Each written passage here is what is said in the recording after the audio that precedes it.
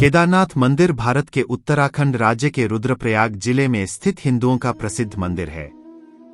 उत्तराखंड में हिमालय पर्वत की गोद में केदारनाथ मंदिर 12 ज्योतिर्लिंग में सम्मिलित होने के साथ 4 धाम क और पंच केदार ख में से भी एक है। यहाँ की प्रतिकूल जलवायु के कारण यह मंदिर अप्रैल से नवंबर माह के मध्य ही दर्शन के लिए खुलता है। पत्थरों से बने कत्यूरी शैली से बने इस मंदिर के बारे में कहा जाता है कि इसका निर्माण पांडवों के पौत्र महाराजा जन्मेजय ने कराया था। यहाँ स्थित स्वयंभू शिवलिंग अति प्राचीन है। आदि शंकराचार्य ने इस मंदिर का जीर्णोद्धार करवाया। जून 2013 के दौरान भारत के उत्तराखंड और हिमाचल प्रदेश राज्यों में अचानक आई बाढ़ और भूस्खलन के कारण केदारनाथ सबसे अधिक प्रभावित क्षेत्र रहा। मंदिर के आसपास की मकानें बह गई। इस ऐतिहासिक मंदिर का मुख्य हिस्सा एवं सदियों पुराना गुंबद सुरक्षित रहे, लेकिन मंदिर का प्रवेश द्वार और उसके आसपास का इलाका पूरी तरह तबाह हो गया। केदारनाथ मंदिर एक अनसुलझी पहेली है। केदारनाथ मंदिर का निर्माण किसने करवाया था, इसके बारे में बहुत कुछ कहा जाता है। पांडवों से लेकर आदि शंकराचार्य तक। आज का विज्ञान बताता है कि केदारनाथ मंदिर शायद 8वीं शताब्दी में बना था। यदि आप ना भी कहते हैं तो भी यह मंदिर कम से कम 1200 वर्षों से अस्तित्व में है। केदारनाथ की भूमि 21वीं सदी में भी बहुत प्रतिकूल है। एक तरफ 22,000 फीट ऊंची केदारनाथ पहाड़ी, दूसरी तरफ 21,600 फीट ऊंची कराचकुंड और तीसरी तरफ 22,700 फीट ऊंचा भरतकुंड है। इन 3 पर्वतों से होकर बहने वाली 5 नदियां हैं: मंदाकिनी, मधुगंगा, चिरगंगा, सरस्वती और स्वरंदरी। इनमें से कुछ इस पुराण में लिखे गए हैं। यह क्षेत्र मंदाकिनी नदी का एकमात्र जल संग्रहण क्षेत्र है। यह मंदिर एक कलाकृति है। कितना बड़ा असंभव कार्य रहा होगा ऐसी जगह पर कलाकृति जैसा मंदिर बनाना, जहां ठंड के दिन भारी मात्रा में बर्फ हो और बरसात के मौसम में बहुत तेज गति से पानी बहता हो। आज भी आप गाड़ी से उस स्थान तक नहीं जा सकते। फिर इस मंदिर को ऐसी जगह क्यों बनाया गया? ऐसी प्रतिकूल परिस्थितियों में 1200 साल से भी पहले ऐसा अप्रतिम मंदिर कैसे बन सकता है? 1200 साल बाद भी जहां उस क्षेत्र में सब कुछ हेलीकॉप्टर से ले जाया जाता है, जेसीबी के बिना आज भी वहां एक भी ढांचा खड़ा नहीं होता है। यह मंदिर वहीं खड़ा है, और न सिर्फ खड़ा है बल्कि बहुत मजबूत है। हम सभी को कम से कम एक बार यह सोचना चाहिए। वैज्ञानिक अनुमान लगाते हैं कि यदि मंदिर 10वीं शताब्दी में पृथ्वी पर होता तो यह हिम युग की एक छोटी अवधि में होता। Wadia institute of geology, Dehradun ने केदारनाथ मंदिर की चट्टानों पर लिग्नोमेटिक डेटिंग का परीक्षण किया। यह पत्थरों के जीवन की पहचान करने के लिए किया जाता है। परीक्षण से पता चला कि मंदिर 14वीं सदी से लेकर 17वीं सदी के मध्य तक पूरी तरह से बर्फ में दब गया था। हालांकि मंदिर के निर्माण में कोई नुकसान नहीं हुआ। 2013 में केदारनाथ में आई विनाशकारी बाढ़ को सभी ने देखा होगा। इस दौरान औसत से 375% अधिक बारिश हुई थी। आगामी बाढ़ में 5,748 लोग, सरकारी आंकड़े, मारे गए और 4,200 गांवों को नुकसान पहुंचा। भारतीय वायुसेना ने 1,10,000 से ज्यादा लोगों को एयरलिफ्ट किया। सब कुछ ले जाया गया। लेकिन इतनी भीषण बाढ़ में भी केदारनाथ मंदिर का पूरा ढांचा जरा भी प्रभावित नहीं हुआ। भारतीय पुरातत्व सोसाइटी के मुताबिक बाढ़ के बाद भी मंदिर के पूरे ढांचे के ऑडिट में 99% मंदिर पूरी तरह सुरक्षित है। 2013 की बाढ़ और इसकी वर्तमान स्थिति के दौरान निर्माण को कितना नुकसान हुआ था, इसका अध्ययन करने के लिए IIT मद्रास ने मंदिर पर NDT परीक्षण किया। साथ ही कहा कि मंदिर पूरी तरह से सुरक्षित और मजबूत है। यदि मंदिर 2 अलग-अलग संस्थानों द्वारा आयोजित एक बहुत ही वैज्ञानिक परीक्षण में उत्तीर्ण नहीं होता है, तो आज के समीक्षक आपको सबसे अच्छा क्या कहता? मंदिर के अक्षुण्ण खड़े रहने के पीछे जिस दिशा में इस मंदिर का निर्माण किया गया है व जिस स्थान का चयन किया गया है, यही प्रमुख कारण है। दूसरी बात यह है कि इसमें इस्तेमाल किया गया पत्थर बहुत सख्त और टिकाऊ होता है। खास बात यह है कि इस मंदिर के निर्माण के लिए इस्तेमाल किया गया पत्थर वहां उपलब्ध नहीं है, तो जरा सोचिए कि उस पत्थर को वहां कैसे ले जाया जा सकता था। उस समय इतने बड़े पत्थर को ढोने के लिए इतने उपकरण भी उपलब्ध नहीं थे। इस पत्थर की विशेषता यह है कि 400 साल तक बर्फ के नीचे रहने के बाद भी इसके गुणों में कोई अंतर नहीं है। आज विज्ञान कहता है कि मंदिर के निर्माण में जिस पत्थर और संरचना का इस्तेमाल किया गया है तथा जिस दिशा में बना है, उसी की वजह से यह मंदिर इस बाढ़ में बच पाया।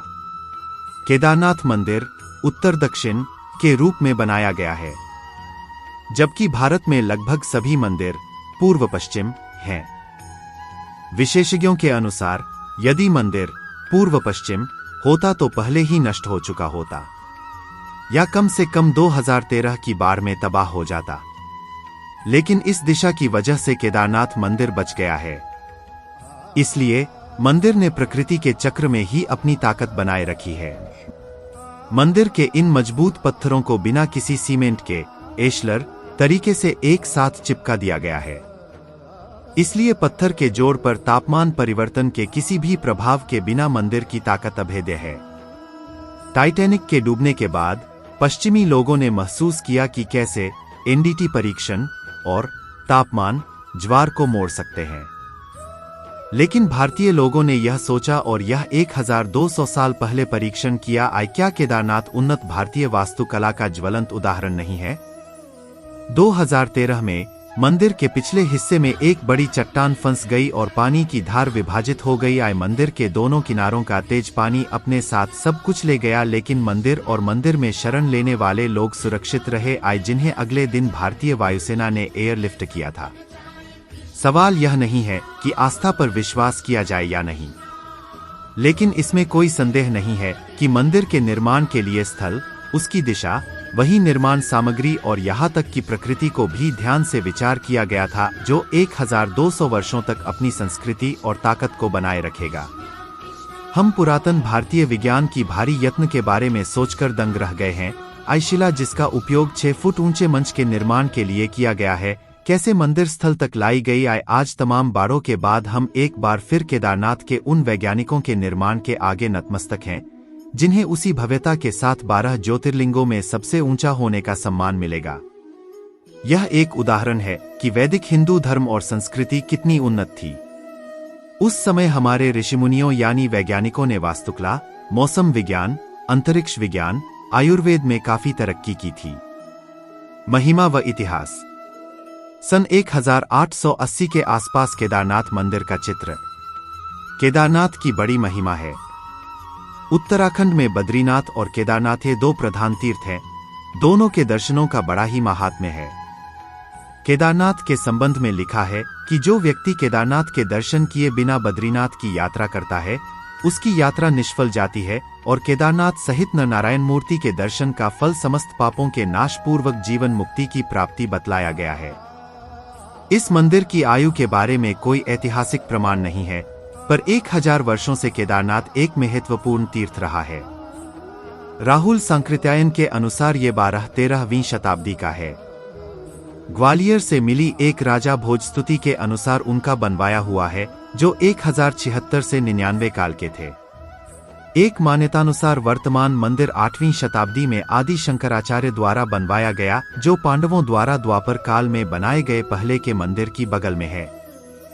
मंदिर के बड़े धूसर रंग की सीढ़ियों पर पाली या ब्राह्मी लिपि में कुछ खुदा है, जिसे स्पष्ट जानना मुश्किल है। केदार घाटी के जमलोकी ब्राह्मण केदारनाथ के प्राचीन पुजारी हैं, जो केदारनाथ के यज्ञ पुरोहित भी हैं, और केदार घाटी के पंडा पुरोहित इस क्षेत्र के तीर्थ पुरोहित हैं। पांडवों के पौत्र राजा जन्मेजय ने उन्हें इस मंदिर के बाहर पूजा अर्चना का अधिकार दिया था। आदि गुरु शंकराचार्य जी के समय से यहाँ पर दक्षिण भारत से जंगम समुदाय के रावल शिवलिंग की तथा वहाँ के स्थानीय जमलोकी ब्राह्मण मंदिर में लक्ष्मी नारायण की पूजा करते हैं। अंग्रेजी पर्वतारोही एरिक शिप्टन 1926 द्वारा दर्ज की गई एक परंपरा के अनुसार कई सैकड़ों साल पहले एक पुजारी केदारनाथ और बद्रीनाथ दोनों मंदिरों में सेवाएं देता था और दोनों स्थानों के बीच प्रतिदिन यात्रा करता था। आदि गुरु शंकराचार्य जी के समय से यहाँ पर दक्षिण भारत से जंगम समुदाय के रावल शिवलिंग की पूजा करते हैं। मंदिर के सामने पुरोहितों की अपने यजमानों एवं अन्य यात्रियों के लिए पक्की धर्मशालाएं हैं, जबकि मंदिर के पुजारी एवं अन्य कर्मचारियों के भवन मंदिर के दक्षिण की ओर हैं। मंदिर वास्तुशिल्प।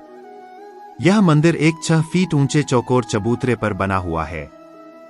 मंदिर में मुख्य भाग मंडप और गर्भगृह के चारों ओर प्रदक्षिणा पथ है।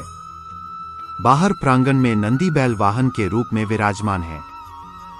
मंदिर का निर्माण किसने कराया, इसका कोई प्रामाणिक उल्लेख नहीं मिलता है। कहा जाता है कि इस मंदिर का जीर्णोद्धार आदि गुरु शंकराचार्य ने करवाया था। मंदिर को 3 भागों में बांटा जा सकता है। 1 गर्भगृह, 2 मध्य भाग, 3 सभा मंडप।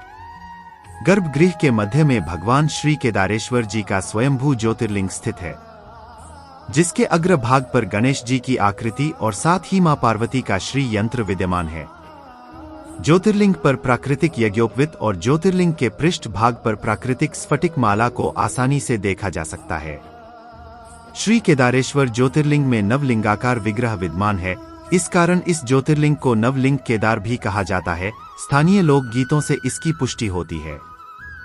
श्री केदारेश्वर ज्योतिर्लिंग के चारों ओर विशालकाय 4 स्तंभ विद्यमान है, जिनको चारों वेदों का द्योतक माना जाता है, जिन पर विशालकाय कमलनुमा मंदिर की छत टिकी हुई है। ज्योतिर्लिंग के पश्चिमी ओर एक अखंड दीपक है, जो कई हजारों सालों से निरंतर जलता रहता है, जिसकी हेर देख और निरंतर जलते रहने की जिम्मेदारी पूर्व काल से तीर्थ पुरोहितों की है। गर्भगृह की दीवारों पर सुंदर आकर्षक फूलों और कलाकृतियों को उकर कर सजाया गया है। गर्भगृह में स्थित चारों विशालकाय खंभों के पीछे से स्वयंभू ज्योतिर्लिंग भगवान श्री केदारेश्वर जी की परिक्रमा की जाती है। पूर्व काल में श्री केदारेश्वर ज्योतिर्लिंग के चारों ओर सुंदर कटवे पत्थरों से निर्मित जलेरी बनाई गई थी। Shri Yogesh Jindal, managing director, Kashi Vishwanath steel, Kashipur वालों ने मंदिर गर्भगृह में 8 मिमी मोटी तांबे की नई जलेरी लगवाई थी, वर्ष 200304। अब वर्तमान काल में जलेरी के साथ साथ गर्भगृह की दीवारों और मंदिर के सभी दरवाजों को अपने तीर्थ पुरोहित की प्रेरणा से किसी और दानी दाता द्वारा रजत, चांदी की करवा दी गई है। इसके गर्भगृह की अटारी पर सोने का मुलम्मा चढ़ा है। मंदिर की पूजा श्री केदारनाथ 12 ज्योतिर्लिंगों में से एक माना जाता है। प्रात काल में शिवपिंड को प्राकृतिक रूप से स्नान कराकर उस पर घीलेपन किया जाता है। तत्पश्चात धूपदीप जलाकर आरती उतारी जाती है। इस समय यात्रीगण मंदिर में प्रवेश कर पूजन कर सकते हैं, लेकिन संध्या के समय भगवान का श्रृंगार किया जाता है। उन्हें विविध प्रकार के चित्ताकर्षक ढंग से सजाया जाता है। भक्तगण दूर से केवल इसका दर्शन ही कर सकते हैं। कथा। इस ज्योतिर्लिंग की स्थापना का इतिहास संक्षेप में यह है कि हिमालय के केदार श्रृंग पर भगवान विष्णु के अवतार महातपस्वी नर और नारायण ऋषि तपस्या करते थे। उनकी आराधना से प्रसन्न होकर भगवान शंकर प्रकट हुए और उनके प्रार्थनानुसार ज्योतिर्लिंग के रूप में सदा वास करने का वर प्रदान किया। यह स्थल केदारनाथ पर्वतराज हिमालय के केदार नामक श्रृंग पर अवस्थित है। पंचकेदार की कथा ऐसी मानी जाती है कि महाभारत के युद्ध में विजयी होने पर पांडव भ्रातृहत्या के पाप से मुक्ति पाना चाहते थे। इसके लिए वे भगवान शंकर का आशीर्वाद पाना चाहते थे, लेकिन वे उन लोगों से रुष्ट थे। भगवान शंकर के दर्शन के लिए पांडव काशी गए, पर वे उन्हें वहां नहीं मिले।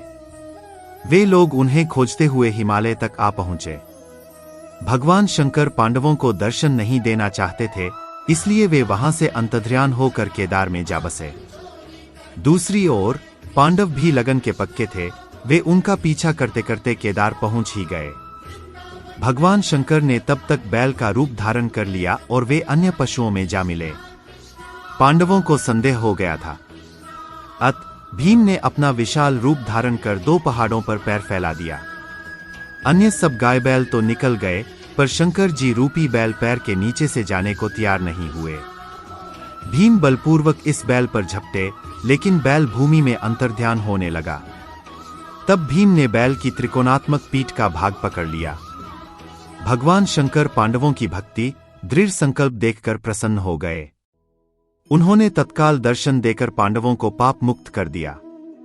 उसी समय से भगवान शंकर बैल की पीठ की आकृति पिंड के रूप में श्री केदारनाथ में पूजे जाते हैं। ऐसा माना जाता है कि जब भगवान शंकर बैल के रूप में अंतर्ध्यान हुए, तो उनके धड़ से ऊपर का भाग काठमांडू में प्रकट हुआ। अब वहां पशुपतिनाथ का प्रसिद्ध मंदिर है। शिव की भुजाएं तुंगनाथ में, मुख रुद्रनाथ में, नाभि मदमहेश्वर में और जटा कल्पेश्वर में प्रकट हुए। इसलिए इन 4 स्थानों सहित श्री केदारनाथ को पंचकेदार कहा जाता है। यहां शिवजी के भव्य मंदिर बने हुए हैं। स्थिति: चौरीबारी हिमनद के कुंड से निकलती मंदाकिनी नदी के समीप, केदारनाथ पर्वत शिखर के पाद में कत्यूरी शैली द्वारा निर्मित विश्व प्रसिद्ध केदारनाथ मंदिर 3562 मीटर की ऊंचाई पर अवस्थित है। इसे 1000 वर्ष से भी पूर्व का निर्मित माना जाता है। जनश्रुति है कि इसका निर्माण पांडवों या उनके वंशज जन्मेजय द्वारा करवाया गया था। साथ ही यह भी प्रचलित है कि मंदिर का जीर्णोद्धार जगतगुरु आदि शंकराचार्य 10 ने करवाया था। मंदिर के पृष्ठभाग में शंकराचार्य जी की समाधि है। राहुल सांकृत्यायन द्वारा इस मंदिर का निर्माण काल 10वीं व 12वीं शताब्दी के मध्य बताया गया है। यह मंदिर वास्तुकला का अद्भुत व आकर्षक नमूना है। मंदिर के गर्भगृह में नुकीली चट्टान भगवान शिव के सदाशिव रूप में पूजी जाती है। केदारनाथ मंदिर के कपाट मेष संक्रांति से 15 दिन पूर्व खुलते हैं और अघन संक्रांति के निकट बलराज की रात्रि चारों पहर की पूजा और भैया दूज के दिन प्रातः 4 बजे श्री केदार को घृत कमल व वस्त्रादि की समाधि के साथ ही कपाट बंद हो जाते हैं। केदारनाथ के निकट ही गांधी सरोवर व वासुकी ताल हैं। केदारनाथ पहुंचने के लिए रुद्रप्रयाग से गुप्तकाशी होकर 20 किलोमीटर आगे गौरीकुंड तक मोटर मार्ग से और 14 किलोमीटर की यात्रा मध्यम व तीव्र ढाल से होकर गुजरने वाले पैदल मार्ग द्वारा करनी पड़ती है। मंदिर मंदाकिनी के घाट पर बना हुआ है। भीतर घारे अंधकार रहता है और दीपक के सहारे ही शंकर जी के दर्शन होते हैं। शिवलिंग स्वयंभू है। सम्मुख की ओर यात्री जल पुष्पादि चढ़ाते हैं और दूसरी ओर भगवान को घृत अर्पित कर बाह भरकर मिलते हैं। मूर्ति 4 हाथ लंबी और 1.5 हाथ मोटी है।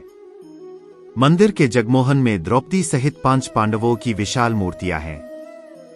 मंदिर के पीछे कई कुंड हैं, जिनमें आचमन तथा तर्पण किया जा सकता है। केदारनाथ यात्रा। केदारनाथ धाम की यात्रा उत्तराखंड की पवित्र छोटा 5 धाम यात्रा के महत्वपूर्ण 4 मंदिरों में से एक है। छोटा 4 धाम यात्रा हर वर्ष आयोजित की जाती है। केदारनाथ यात्रा के अलावा अन्य मंदिर बद्रीनाथ, गंगोत्री और यमुनोत्री हैं। केदारनाथ यात्रा में शामिल होने के लिए वर्ष मंदिर के खुलने की तिथि तय की जाती है। मंदिर के खुलने की तिथि हिंदू पंचांग की गणना के बाद उखी। केद की उद्घाटन तिथि अक्षय तृतीया के शुभ दिन और महाशिवरात्रि पर हर साल घोषित की जाती है और केदारनाथ मंदिर की समापन तिथि हर वर्ष नवंबर के आसपास दिवाली त्योहार के बाद भाई दूज के दिन होती है। इसके बाद मंदिर के द्वार शीतकाल के लिए बंद कर दिए जाते हैं। दर्शन का समय। केदारनाथ जी का मंदिर आम दर्शनार्थियों के लिए प्रातः 6 बजे खुलता है। दोपहर 3 से 5 बजे तक विशेष पूजा होती है और उसके बाद विश्राम के लिए मंदिर बंद कर दिया जाता है। पुनः शाम 5 बजे जनता के दर्शन हेतु मंदिर खोला जाता है। 5 मुख वाली भगवान शिव जी की प्रतिमा का विधिवत श्रृंगार करके 7:30 बजे से 8:30 बजे तक नियमित आरती होती है। रात्रि 8:30 बजे केदारेश्वर ज्योतिर्लिंग का मंदिर बंद कर दिया जाता है। शीतकाल में केदारघाटी बर्फ से ढक जाती है। यद्यपि केदारनाथ मंदिर के खोलने और बंद करने का मुहूर्त निकाला जाता है, किंतु यह सामान्यतः नवंबर माह की 15 तारीख से पूर्व वृश्चिक संक्रांति से 2 दिन पूर्व बंद हो जाता है और 6 माह बाद अर्थात वैशाखी अप्रैल के 13 से 14 के बाद कपाट खुलता है। ऐसी स्थिति में केदारनाथ की पंचमुखी प्रतिमा को उखीमठ में लाया जाता है। इसी प्रतिमा की पूजा यहाँ भी रावल जी करते हैं। केदारनाथ में जनता शुल्क जमा कराकर रसीद प्राप्त करती है और उसके अनुसार ही वह मंदिर की पूजा आरती कराती है अथवा भोग प्रसाद ग्रहण करती है। पूजा का क्रम। भगवान की पूजाओं के क्रम में प्रातः कालिक पूजा, महाभिषेक पूजा, अभिषेक, लघु रुद्राभिषेक, षोडशोपचार पूजन, अष्टोपचार पूजन, संपूर्ण आरती, पांडव पूजा, गणेश पूजा, श्री भैरव पूजा, पार्वती जी की पूजा, शिव सहस्त्रनाम आदि प्रमुख है। मंदिर समिति द्वारा केदारनाथ मंदिर में पूजा कराने हेतु जनता से जो दक्षिणा शुल्क लिया जाता है, उसमें समिति समय समय पर परिवर्तन भी करती है। केदारनाथ से बद्रीनाथ कैसे जाते हैं? केदारनाथ से बद्रीनाथ की दूरी लगभग 245 किलोमीटर है। 245 किलोमीटर की दूरी में केदारनाथ से गौरीकुंड का 18 किलोमीटर का पैदल ट्रैक भी शामिल है। गौरीकुंड से 5 किलोमीटर की दूरी पर सोनप्रयाग जगह है, जहां सभी वाहनों की पार्किंग होती है। सोनप्रयाग केदारनाथ से बद्रीनाथ की सड़क मार्ग दूरी तय करने में लगभग 7 से 8 घंटे का समय लग जाता है। केदारनाथ से बद्रीनाथ जाने के 2 सड़क मार्ग हैं। बद्रीनाथ जाने के लिए केदारनाथ के पास फाटा, गुप्तकाशी या सिरसी हेलीपैड से हेलीकॉप्टर भी बुक किया जा सकता है।